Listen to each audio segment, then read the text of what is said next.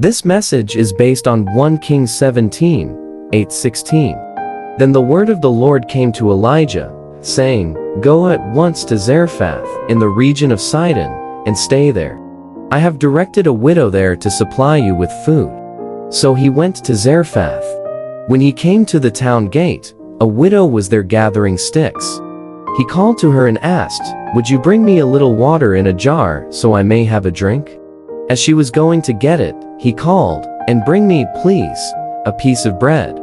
As surely as the Lord your God lives. She replied, I don't have any bread, only a handful of flour in a jar and a little olive oil in a jug.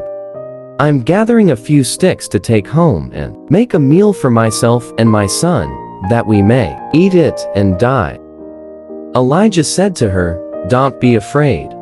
Go home and do as you have said. But first make a small loaf of bread for me from what you have and bring it to me, and then make something for yourself and your son. For this is what the Lord, the God of Israel, says, The jar of flour will not be used up, and the jug of oil will not run dry until the day the Lord sends rain on the land. She went away and did as Elijah had told her. So there was food every day for Elijah and for the woman and her family. For the jar of flour was not used up, and the jug of oil did not run dry, in keeping with the word of the Lord spoken by Elijah. According to the Bible, Elijah was instructed by God to leave Israel and travel to Zarephath, a town in Sidon, to minister to a widow who was in need. The widow of Zarephath was a Phoenician woman living in the town of Zarephath within the region of Sidon.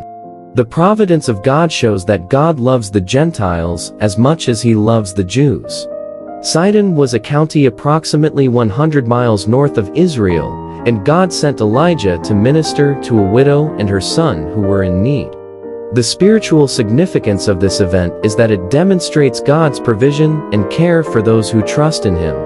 This story also highlights the importance of obedience to God's commands, even when they may seem difficult or illogical. By obeying God's instructions, Elijah was able to witness God's power and provision firsthand, and the widow was blessed as a result.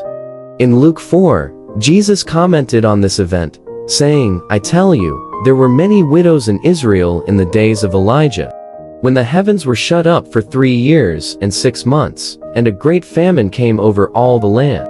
Then he added, Yet Elijah was not sent to any of them, but only to Zarephath, in the land of Sidon, to a woman who was a widow. This illustrates how Israel resisted its prophets, necessitating that God should send his prophets elsewhere. Here John F. MacArthur commented on the widow woman. The fact that she had fixed her hope on God shows that she's a Christian. The fact that she continues day and night in prayer and supplication shows that she is a committed Christian, godly woman, not just a saved woman, but a godly woman.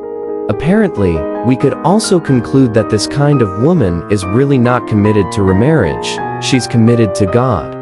She is not on some kind of hot trail to find the next guy, she's just put her hope in God. If that's on God's agenda, that's fine. If that's not, she's accepting that. Whatever God provides, she is a woman of virtue, a woman who loves God. And a woman who continues in supplications and prayers night and day is a woman who not only loves God, but has an intimate, ongoing relationship with him. She is abiding in him, remaining in constant petition and devotion before the Lord.